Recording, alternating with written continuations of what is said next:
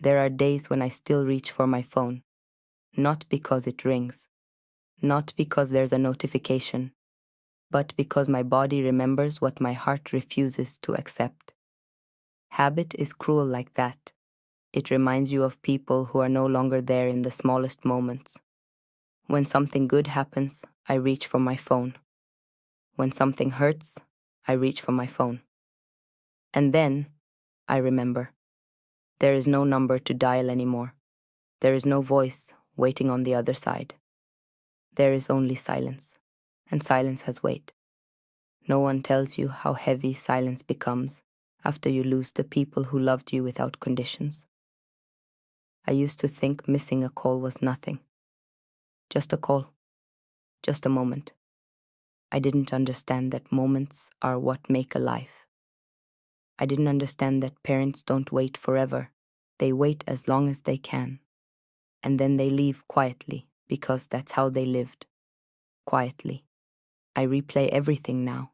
Every missed call. Every ignored message. Every "I'll call later." Later. That word feels like a crime now. Later is where regret lives. Later is where apologies go to die. I remember the way they said my name. Soft. Careful. Like they were afraid they might disturb me. Imagine that. The people who raised you being afraid to interrupt your life. I remember how they'd say, "It's okay, you must be busy," even when they weren't okay, even when their days were empty, even when their nights were long. They never wanted to be a burden, so they became invisible instead. And I let them. That's the part that hurts the most. Not that life got busy, but that I allowed love to become background noise. Now I talk to them in my head. I tell them everything I never had time to say. I apologize. I thank them. I beg. But apologies don't travel to where they are now. Words don't cross that distance. I would trade anything for one more ordinary call. Not a deep conversation. Not a big moment, just a normal one. Did you eat? Yes. Okay. That's it. I didn't know those boring calls were actually the blessing. I didn't know how expensive they would become.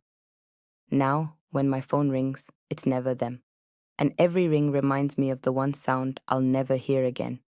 If you are listening to this and you still have parents, please, please don't learn this lesson the way I did. Don't let love turn into regret. Don't let silence replace voices. Call them, even if you have nothing to say, especially then, because one day you'll have everything to say, and no one left to hear it. The day they left, I had all the time in the world, no meetings, no deadlines, no excuses, just time.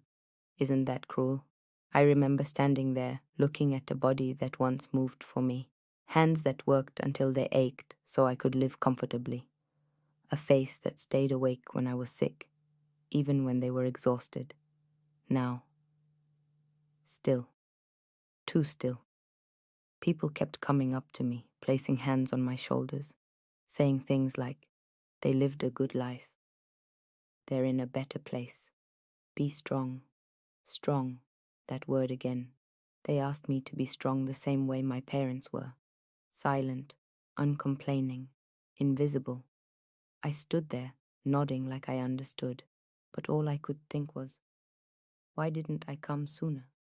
Why didn't I sit longer? Why did I treat time like it was endless?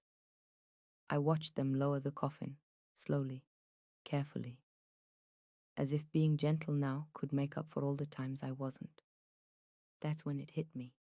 They will never call again, never ask if I ate, never remind me to rest, never say my name the way only they could, never. I wanted to scream, not at death, at myself. I wanted to tell them I finally had time now, all the time they ever wanted. But it was useless.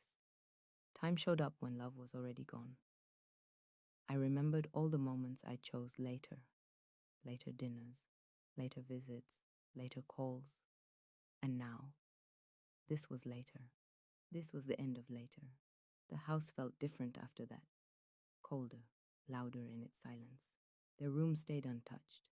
Their clothes still smelled like them. I sat on their bed one night and broke in a way I never had before. Because grief isn't loud at first. It waits. It waits until you're alone. until no one expects you to be strong. I whispered things into the empty room. I'm sorry. I didn't know. I thought there would be more time. But regret doesn't respond. It just sits with you. Forever. If you're listening to this and you still think tomorrow is guaranteed, please understand something. One day you will finally have time. Time to visit. Time to talk. Time to listen. And you will wish more than anything that you had used it when it mattered. Because the hardest thing is not losing someone. It's realizing you loved them deeply and still didn't show up enough. If this hurts, if your chest feels tight right now, if you suddenly thought of your parents, that's not coincidence. That's truth knocking. We spend our lives chasing things that can wait. Money, success, recognition, validation from people who won't even remember us in 10 years. And while we're busy, the people who loved us first are slowly becoming memories. Parents don't disappear loudly. They fade quietly. They stop asking questions. They stop interrupting. They stop reminding. Not because they don't care, but because they don't want to be a burden. They say, I'm fine, when they're not. They say, whenever you're free, even when they're desperate. They say, don't worry about us, while hoping you will. One day, you'll notice their voice sounds tired. One day, you'll notice the pauses between their words. One day, you'll notice they don't call as much. And you'll tell yourself, they're okay, until they're not. And when that day comes, life won't stop for your regret. The world won't pause to let you catch up. You'll cry alone while everyone else keeps moving. You'll replay moments that can never be fixed. And the most painful thought won't be, I lost them. It will be, I could have loved them better. So if you're listening and your parents are still alive, please, don't wait for a tragedy to remind you what matters. Call them, not tomorrow, not later, not when life slows down. Now, sit with them. Listen to their stories, even if you've heard them before. Hold their hand, even if it feels awkward, because one day, you would give anything to hear those same stories again, to feel that same hand hold yours, to hear your name spoken with that familiar love. This is not guilt. This is a reminder.